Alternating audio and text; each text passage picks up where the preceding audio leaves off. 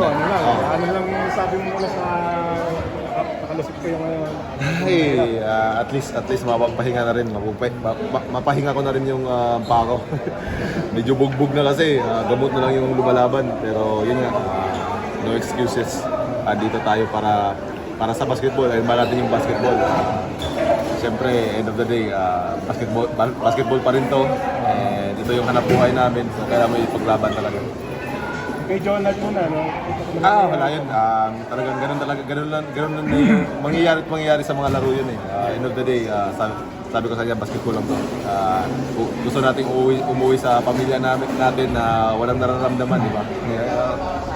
Naintindihan niya rin naman, siguro na misinterpret ko lang yung mga ginagawa niya kasi alam naman natin na talagang hard worker si Jonard. Sabi rin ni Poy sa kanya na ganun nga, siya yung heart and soul ng team nila. Kung maganda yung laro niya, maganda yung kalabasan ng kanya. So totoo naman yun, nakikita naman ng lahat yun. And yun nga, end of the day, basketball lang yun. After basketball, magtropa kami, alam namin yun sa isa't isa. Lusot na kayo? Yeah, after nilapitan ko rin siya, wala, no hard feeling. Pati naman sila ni Gwen eh, alam namin yun mga Bisaya. May heated up sa laro, pero end of the day, mga yun nga, mga amigo lang din kami.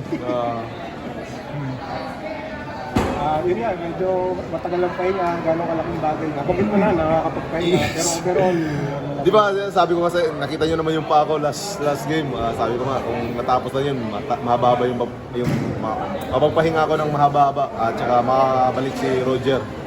And ito na nga yung hinintay namin. Salamat sa mga kasama ko, talagang binuhos nila lahat. It's a collective effort na naman from both ends, from defense to offense, sa mga kasama ko and sa mga coaches. yun nga, going for the Grand Slam na kayo. Nandyan na, palapit na ng palapit. Pero yun nga sabi ni Coach, focus lang kami sa recovery and pag nandyan na yung game 1, yung game 1 yung talagang himahimayin namin from game 1 to kung saan naabot. Nakapag-ilas bukas? Yes, punta ako. Pero sabi ko kailangan ko magpahinga eh. I think kausapin naman ni Boss Ricky si Boss Al and si Coach Tim. I think kailangan din eh. Kailangan ko rin talaga magpahinga kasi gamot na lang yung gumagana sa mga pain ko eh. Kung alam na nila, tatlong gamot na yung iniinom ko para na makapaglaro talaga. Thank you mga amigos ha. Thank you. Iba talaga kayo. Iba talaga.